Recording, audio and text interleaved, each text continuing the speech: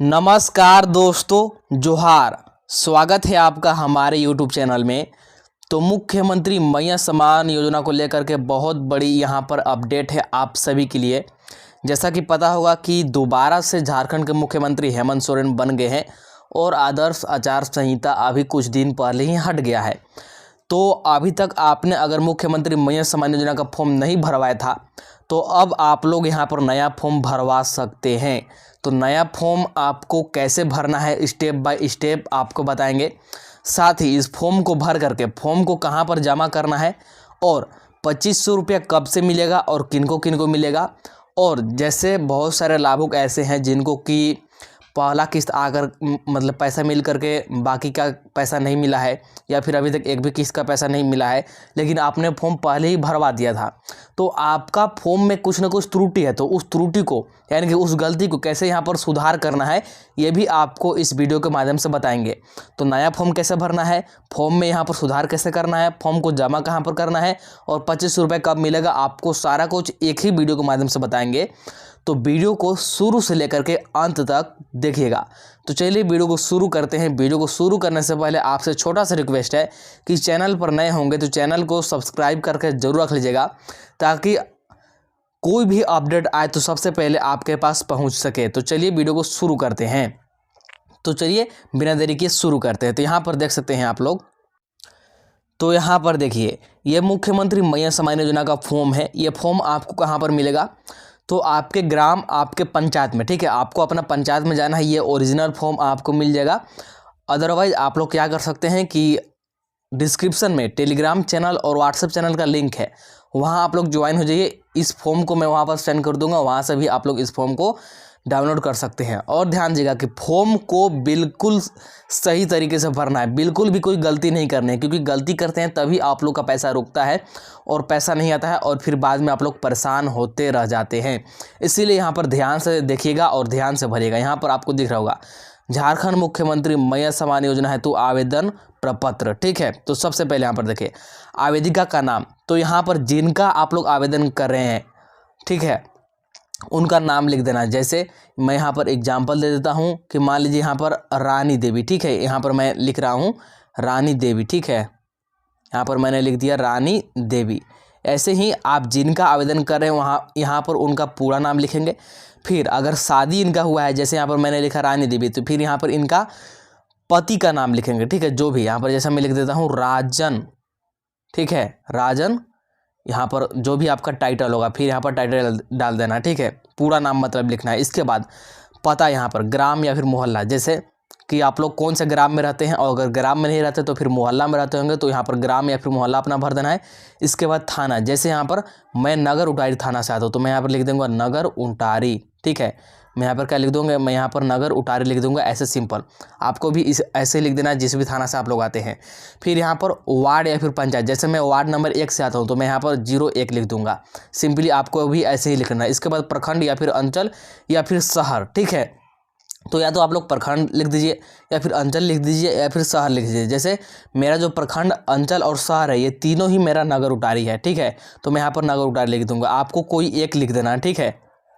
तो मैं यहाँ पर फिर से नगर उटारी लिख दूंगा। इसके बाद यहाँ पर दिख रहा होगा जिला, तो मैं यहाँ पर गढ़वा जिला से आता हूँ तो मैं यहाँ पर गढ़वा जिला लिख दूंगा, ठीक है, सिंपली। और यहाँ पर देखिए आपको एक दिख रहा होगा कलर पासपोर्ट साइज फोटो, तो यहाँ पर कलर फोटो आपको चिपका देना है पासपोर्ट साइज, ठीक है। आपको खिंचवा लेना है स्टूडियो में जा करके और यहाँ पर चिपका देना है। इतना भर लिया। आगे देखिए यहाँ पर देखिए मतदाता पहचान पत्र संख्या, मतलब आपका जो पहचान पत्र होगा ना, पहचान पत्र में संख्या होगी तो उस संख्या को यहाँ पर भर देना है। अच्छा, मान लीजिए कि आपका उम्र 18 वर्ष से अधिक है, आपने वोट भी डाला लेकिन आपके पास पहचान पत्र नहीं है, तो क्या करेंगे, आप लोग जाएंगे CSC केंद्र वालों के पास और वहाँ पर आपका 5 मिनट में पहचान पत्र निकल जाएगा, उसको निकलवा करके तब आप लोग भरेगा। इसके बाद आधार संख्या, तो 12 डिजिट का आधार संख्या आपको यहाँ पर भर देना है, ठीक है। 12 अंकों का आधार संख्या होता है तो आधार से देख करके यहाँ पर भर दीजिए। इसके बाद खाता संख्या, आप ध्यान दीजिएगा।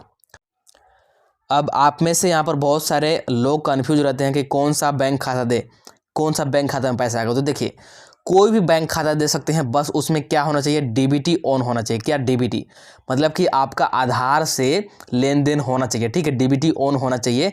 वही वाला खाता आप लोग दीजिएगा जो कि आधार से जुड़ा हुआ, कहने का तात्पर्य है आधार से जुड़ा हुआ हो और उसमें मोबाइल नंबर जुड़ा हुआ, तो वही दीजिएगा।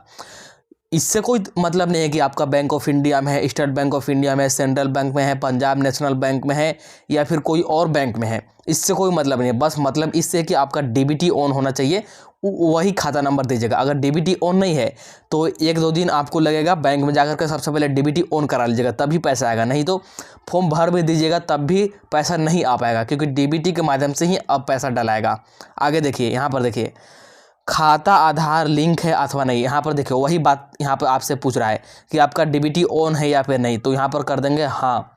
अगर आपका नहीं है तो आपको डीबीटी ऑन कराकर ही यहाँ पर भरना है इस फॉर्म को, अदरवाइज फिर ये रिस्की काम हो जाएगा कि अगर आप लोग डीबीटी ऑन नहीं कराते हैं फॉर्म को भरते हैं तो फिर पैसा आ भी सकता है, नहीं भी आ सकता है, ज़्यादा संभावना है कि नहीं आएगा। इसीलिए डीबीटी ऑन करा लीजिएगा और इसमें हाँ पे टिक कर दीजिएगा। इसके बाद दिसंबर 2024 के बाद आर्थिक सहायता प्राप्त करने हेतु आधार लिंक बैंक खाता अनिवार्य। यहाँ पर देखिए साफ साफ यहाँ पर बोल दिया गया है।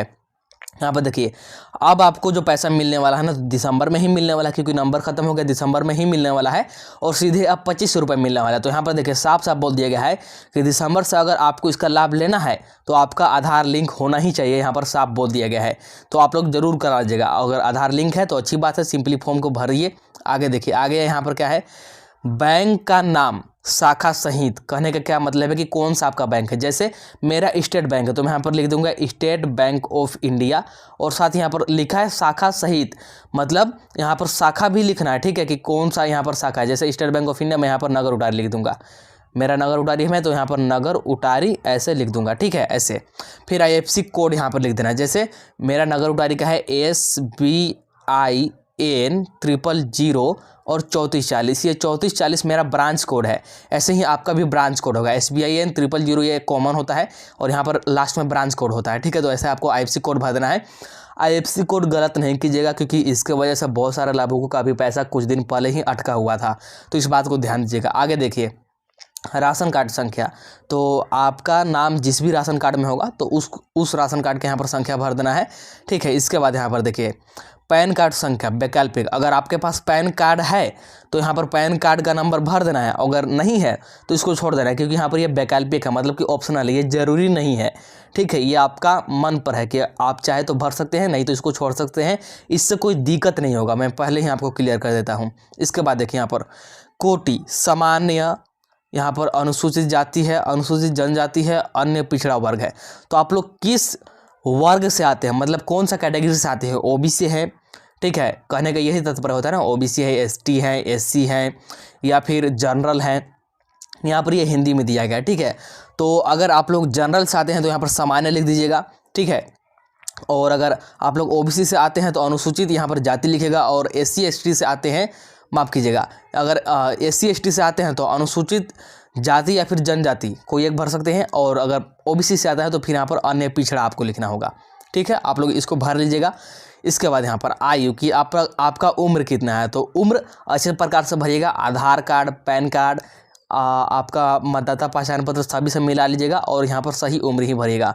इसके बाद जन्म तिथि यहाँ पर भरिएगा, ठीक है, जन्म तिथि, ठीक है, जन्म तिथि आपका जो भी होगा, पहले यहाँ पर डे भर दीजिएगा, दिन, फिर इसके बाद यहाँ पर महीना, और फिर इसके बाद ईयर, जैसे आपका जो भी ईयर होगा 2010 या फिर जो भी होगा, मैं यहाँ पर सिर्फ एग्जाम्पल दे रहा हूँ। इसके बाद यहाँ पर आवेदिका का पहचान चिन्ह, इसका क्या मतलब है, जैसे आपका पहचान के लिए यहाँ पर चिन्ह, जैसे आपका फेस पर कहीं तिल होगा या फिर आपके हाथ में कहीं तिल होगा, तो आपका कोई भी निशान होगा, या फिर हो सकता है कि आपका फेस पर कहीं कट का निशान होगा या फिर कोई और निशान होगा, तो यहाँ पर लगा देना है। जैसे मेरे माथा पर एक तिल है तो यहाँ पर मैं लिख दूंगा माथे पे एक तिल, ठीक है, माथे पे एक तिल, इस प्रकार से मैं यहाँ पर लिख दूंगा। तो ऐसे ही आपको भी लिख लेना है। इसके बाद आवेदिका का मोबाइल नंबर, तो यहाँ पर मोबाइल नंबर को अच्छे से भरिएगा और प्रयास कीजिएगा कि वही मोबाइल नंबर दीजिएगा जिससे कि आपका बैंक खाता जुड़ा हुआ हो। तो यहाँ पर 10 अंकों का आपको मोबाइल नंबर भर देना है। इसके बाद आवेदिका विवाहित है या फिर नहीं, आपको ये बताना है।